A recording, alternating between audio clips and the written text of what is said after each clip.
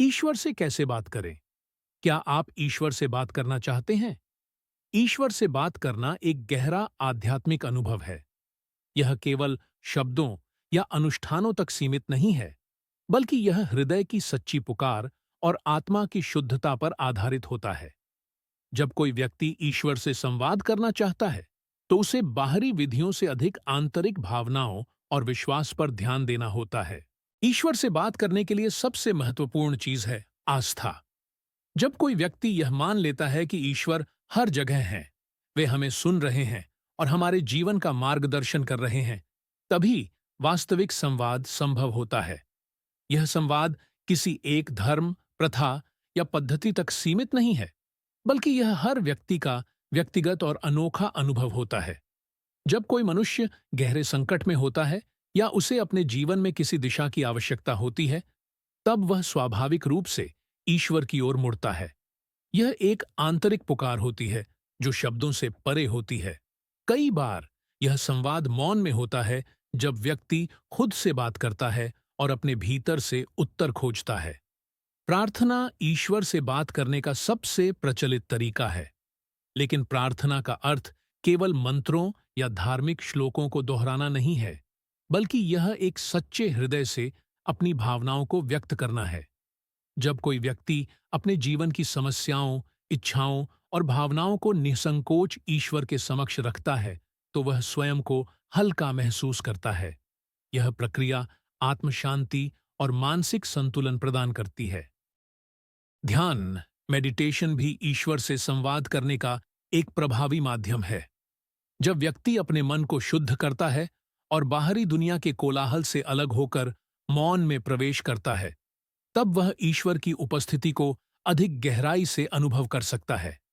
यह संवाद शब्दों से नहीं, बल्कि अनुभूति और आंतरिक शांति से होता है।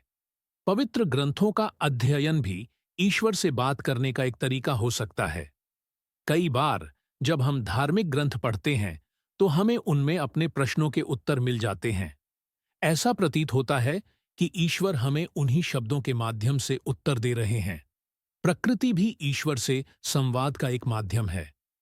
जब कोई व्यक्ति किसी शांत झील के किनारे बैठता है, पहाड़ों को देखता है या खुले आकाश के नीचे गहरी सांस लेता है, तब उसे ईश्वर की उपस्थिति का एहसास होता है।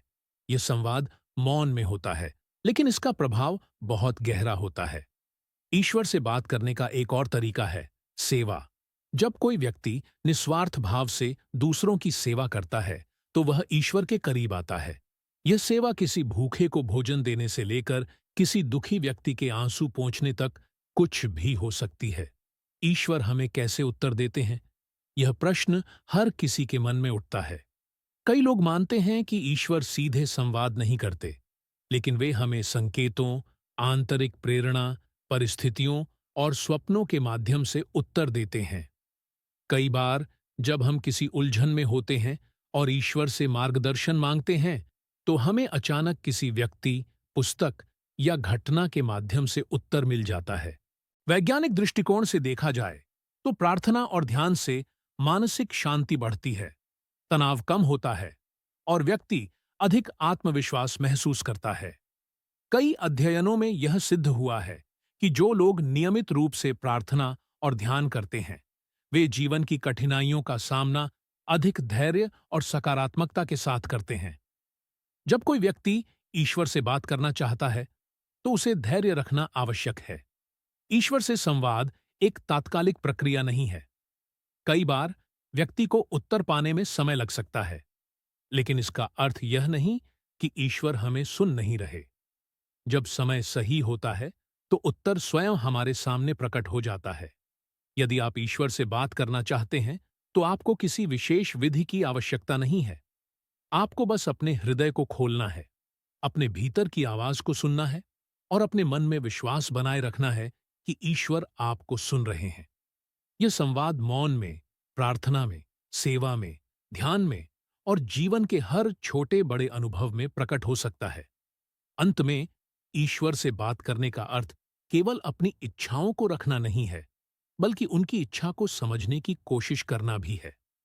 जब हम यह स्वीकार कर लेते हैं कि ईश्वर हमारे जीवन के सर्वोत्तम मार्गदर्शक हैं, तब हमें हर परिस्थिति में शांति और संतोष का अनुभव होता है।